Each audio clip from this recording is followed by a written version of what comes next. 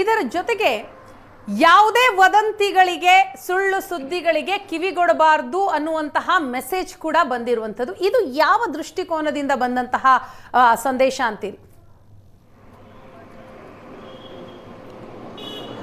ವೀಣಾ, ನಿನ್ನೆ ಮೊನ್ನೆ ಸಾಕಷ್ಟು ಒಂದು ಫೇಕ್ ನ್ಯೂಸ್ಗಳು ಹರಿದಾಡ್ತಾ ಇದ್ವು.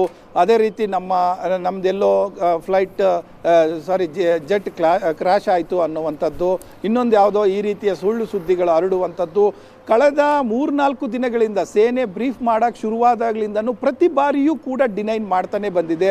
ಅವತ್ತು ಹುಟ್ಟಿಕೊಳ್ಳುವಂತಹ ಅಥವಾ ಮಾಧ್ಯಮಗಳಲ್ಲಿ ಬರುವಂತಹ ಅಥವಾ ಸೋಷಿಯಲ್ ಮೀಡಿಯಾದಲ್ಲಿ ಬಂದು ಏನು ವೈರಲ್ ಆಗುವಂತಹ ನಿನ್ನೆ ಭಾಳ ಸ್ಪಷ್ಟವಾಗಿ ಹೇಳಿದೆ ನಮ್ಮ ಸೇನೆ. ಯಾರು ಈ ಥರ ಸೋಷಿಯಲ್ ಮೀಡಿಯಾದಲ್ಲಿ ಹರಡಿಸ್ಲಿಕ್ಕೆ ಪಾಕಿಸ್ತಾನ ಇರ್ಬೋದು, ಚೀನಾ ಇರ್ಬೋದು ಯತ್ನ ಮಾಡ್ತಲೇ ಇರ್ತವೆ. ಅದನ್ನು ಕೆಲವರು ಫೇಕ್ ನ್ಯೂಸ್ನ ಹರಡಲಿಕ್ಕೆ ಯತ್ನ ಮಾಡ್ತಾನೆ ಇರ್ತವೆ.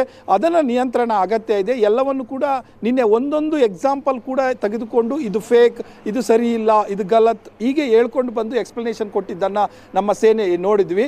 ಆ ಹಿನ್ನೆಲೆಯಲ್ಲಿ ಎಕ್ಸ್ ಪೋಸ್ಟಲ್ಲಿ ಮಾಡಿರುವಂತಹ ವಿಚಾರ ಇದು IAF ಮಾಡಿರುವಂಥದ್ದು. ಹಾಗಾಗಿ ವದಂತಿಗಳಿಗೆ ನೀವು ಕಿವಿಗೊಡಬೇಡಿ, ಸ್ಪಷ್ಟತೆಯನ್ನು ನಾವು ಕೊಡ್ತೇವೆ. ಯಾವ ವಿಚಾರವಾಗಿ ಯಾವುದೋ ನಮ್ಮದೊಂದು ಪಾಕಿಸ್ತಾನದವರು ಅಥವಾ ಚೀನಾದವರು ಇಂಡಿಯಾದ ಯಾವುದೋ ಒಂದು ಫ್ಲೈಟ್ ಈ ಥರ ಆಯಿತು, ಏರ್ ಜೆಟ್ಟು ಈ ರೀತಿ ಆಯಿತು ಅನ್ನುವಂಥದ್ದನ್ನ ಹಾಕಿ ಹಂಚ್ಕೊಳ್ತಾರೆ, ಅಲ್ಲಿ ಒಡೆದು ಉರುಳಿಸಲಾಯಿತು ಅಂತ ಹೇಳ್ತಾರೆ.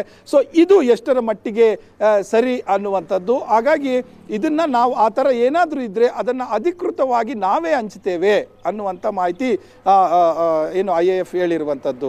ಮಂಜು, ಬರ್ತೀನಿ, ಹಾಗೆ ಸಂಪರ್ಕದಲ್ಲಿರಿ.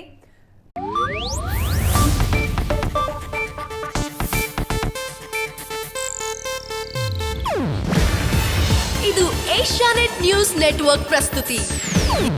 ನೀವು ನೋಡ್ತಿದ್ದೀರಾ ಏಷ್ಯಾನೆಟ್ ಸುವರ್ಣ ನ್ಯೂಸ್.